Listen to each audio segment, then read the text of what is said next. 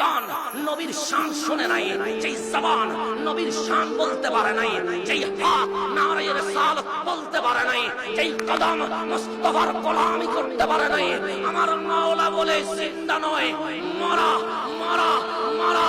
তো বাংলার জমিনে মাদ্রাসা ছিল, মসজিদ ছিল, কোরআন ছিল, দুরি দাড়ি ছিল, টুপি ছিল।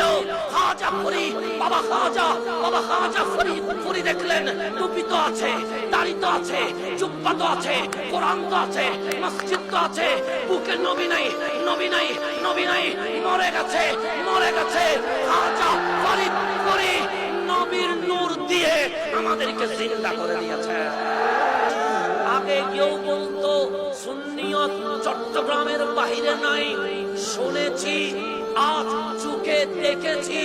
যেখানে সুন্নিয়ত নাই বলবে আমি বলবো না না না, তুমি আত্মরশির ফরিদপুরে চলে যাও, সেখানে হুসাইনের বাগান দেখতে পাবে।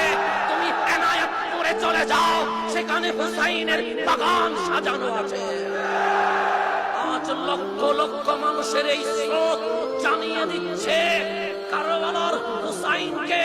হুসাইন কারবালায় আপনি একলা ছিলেন, বিপরীতে এসিড ছিল, কিন্তু দেখে যান ফরিদপুরে এসিড নয়, সব হুসাইনই বসে আছে।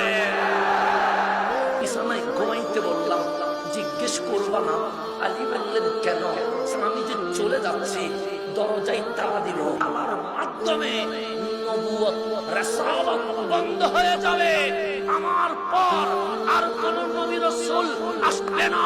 আলী বিছানায় দুটো নিয়ামত, একটা রাসালাতের নিয়ামত আর একটা বেলায়েতের নিয়ামত। আলী ঘুমায়া যাও, তোমাকে আমি বেলায়েতের মালিক করে দেব। বগলে আল কোরআন আছে, দিল্লির দিকে রওনা হয়ে গেছে। 20,000 সৈন্য বলছে কিরে দরবেশ যাই কই? হাতে তো তরবারি নাই, আছে তো তাসবিহ, বগলে তো অস্ত্র নাই, আছে তো আল কোরআন, মাথায় তো আছে পাগড়ি, মুখে তো আছে দাড়ি, যাচ্ছে কই? সবাই বললেন কান ইয়া রাজুল, দাঁড়ান দাঁড়ান। উনি দাঁড়িয়ে গেলেন, সে কি সাইনা তাযহাব, যাচ্ছেন কই? উনি বললেন ইলা দিল্লি, দিল্লিতে যাচ্ছি। আমরা কারা চিনেন? কারা? আমরা সুলতান গৌরীর সৈন্যবাহিনী। তো তোমাদের এই অবস্থা কেন?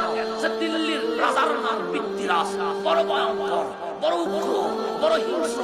সে আমাদেরকে মেরে রক্তে লাল করে ফেলেছে।